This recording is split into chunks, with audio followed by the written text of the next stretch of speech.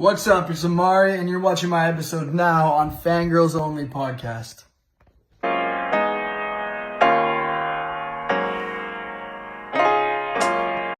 Hello everyone, welcome to this week's episode of Fangirls Only. Today I'm here with Amarii. So how are you doing today? I'm doing good. How are you? Doing great. Alright, so your recent song, Teeth, came out recently and the music video to go along with it. So what is the story behind those lyrics, if you don't mind? So Teeth is my newest song. The story behind that and behind the lyrics is, so basically when I was like 12 years old, I got put into foster care with my little brother. And so I decided to write about it, and one of the first lyrics is, I was 12 and my mom left. And it's basically about overcoming the challenges, being a victim to like abuse, and just asking like people, it's like completely honest, and asking people to be gentle with me, and just, because of my past and processing all that. One of the lyrics is, you can have a taste if you put your teeth away, and that's where the name Teeth came. And that's like, to me, that's like really powerful. It's like, I'll give you a piece of me if you're gentle, So yeah, it kind of dives into that and a little bit on my past and growing up in foster care, but just a bit. Like, I have more songs that dive more into as well. I bet people that went through that can definitely relate to it. Yeah, I hope so. I really hope to connect with as many people as possible, and really make a difference, and like be a voice for, because there's so many kids from broken homes and like kids in foster care that don't get talked about enough and don't get that proper, basically a voice. They don't get a lot of treatment, and like discussion is the right word I'm looking for. Definitely. And so I really want to be that for those kids and everyone who's been through that. So you kind of already went through this. So what is the message or emotion that you're trying to convey through this song? Message is basically, I went through this and I got through it and I came out the other side, so you can too. That's what the main message is. I want to be there for the people that feel like outsiders, and that's pretty much the main message on that one. Just keep going and keep working, and you'll make it through any bad situation you have. Right, so every artist has dealt with this at least once in their career, and the topic is creative blocks. So how do you overcome those if you went through a creative block? Creative block?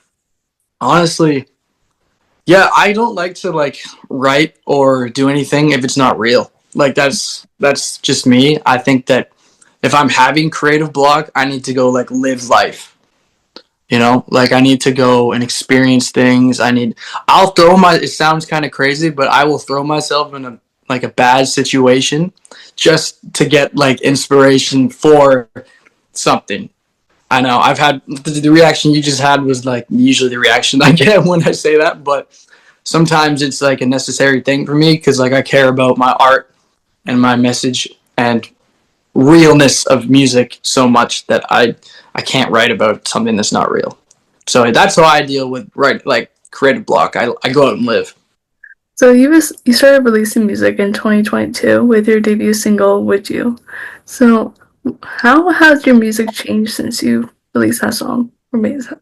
Man, so I started making music in my family's basement. I recorded on a little computer, a Windows, and a little microphone, and I just would find beats on YouTube, and I would just record on them and then send them to an engineer I was working with at the time.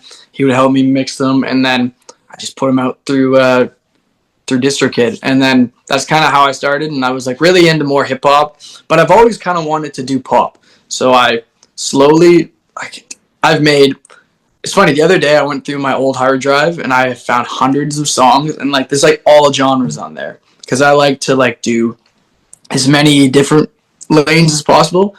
And so I think that's kind of molded me in today, because I've always loved pop from when I was really young, and melodic music and stuff. So it's changed in a way where I think I'm more honest now too.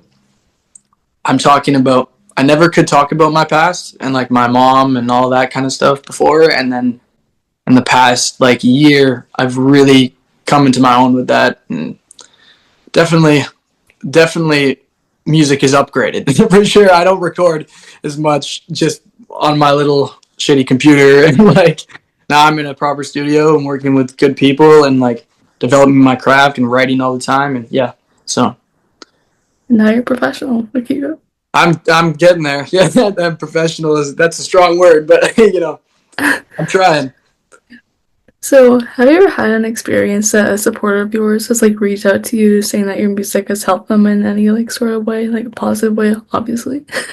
Yeah, yeah. I mean, it's actually been like since I released like Play Me Again, there's been like the main sources of I've gained like so many new fans from that song and then from Teeth. I remember the first time I posted a snippet of Teeth on my Instagram. I had like so many comments and so many DMs, just like paragraphs of their story of foster care and whatnot. And it was like I remember being like I was in like a bathroom. I don't know where. I think I was in a restaurant, and I'm like sitting there. I'm at like a dinner, and I left for like 20 minutes to read all these comments. And I'm like so touched, and I'm just like, wow, like this. Like I could really. That was a moment for me where I'm like, I can really make a difference here, and I can really help people. And like, yeah, I had a show in Toronto a few weeks back, and I had a bunch of fans come from Oshawa, and I was like, I didn't even know I had fans out there, like in general. And I'm having these people come up to me and tell me my music's helping them, and they'd ask for a picture, and I'm like, me, like like wow, like that's it. Yeah. So I have recently had a lot of people reach out and tell me that I'm connecting with them, and that's all I want is just to connect with people, and hopefully I can help people. Made your own little community. Yeah, I'm building it. That's what I'm trying to do. Yeah. All right. So we kind of already talked about this before. So do you have any performances coming up that you can tell us about?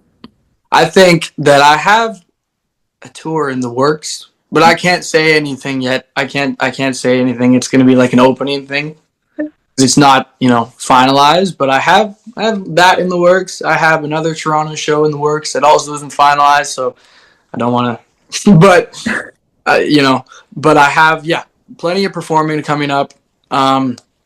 I'm from BC, Vancouver Island. Have you ever been? No, I want to. Oh, yeah, it's beautiful out here. It's really nice. Not a lot to do, but there's like really beautiful landscapes. I'm planning on doing a show, hopefully in the summertime here locally, and getting all the community out here, connecting with more people. Um, yeah, that's pretty much what's in the works. There's lots of performing coming up, and yeah, that's really all. I want to say more, but I can't So good. as of right now. So now we're moving on to the fan questions. So Grace asked, "What's your favorite song on the album?"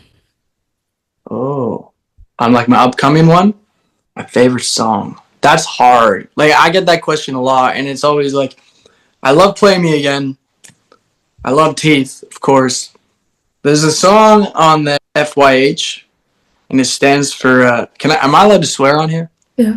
It's called "Fuck Your Husband," and yeah, Damn. and that's so I played that at my show, my Red Mike show in Toronto, and everyone just like was like, "What?" And I like the reaction was crazy, and like everyone had that exact reaction that you just had. And I had people coming up to me, so I'm like really excited to put that one out. I have another song called "Trash My Reputation" and "Ghost Town." Honestly, I can't even lie, Vanessa. I love all the songs. I don't know which one is my favorite, but yeah, Top three. yeah, just all of them. All of them. They're all great. Listen to all of them, please. Yeah. All right. So the next question is from Tyler, and he asked, "What's the best and the worst part of your musical journey so far?" Oh, the the best and the worst. Okay, I'll go negative first. The worst, and it's weird because I wouldn't even call it the worst, but at the time it was. I moved away to like Las Vegas, and I went out there in like 2022 with some people. We were really dedicated to making it and out there, and it just didn't work out how we wanted to. I had a falling out with a friend, and it was just. And then I came home, and it was like I had no friends, and it was. I thought it was all over for me, like with music, and I just like was really depressed about it. And then I I had like one really good friend from here that really kept pushing me, and then he helped me push myself. I had good family supporting me, and then I got back on my horse and started grinding again. But that was probably the lowest point for me. It was 2022. Mm. And best part so far, that Red Mike show was up there. I'm not gonna lie. That show I had in Toronto a couple weeks ago. There's like 250 people there, and I met so many cool people.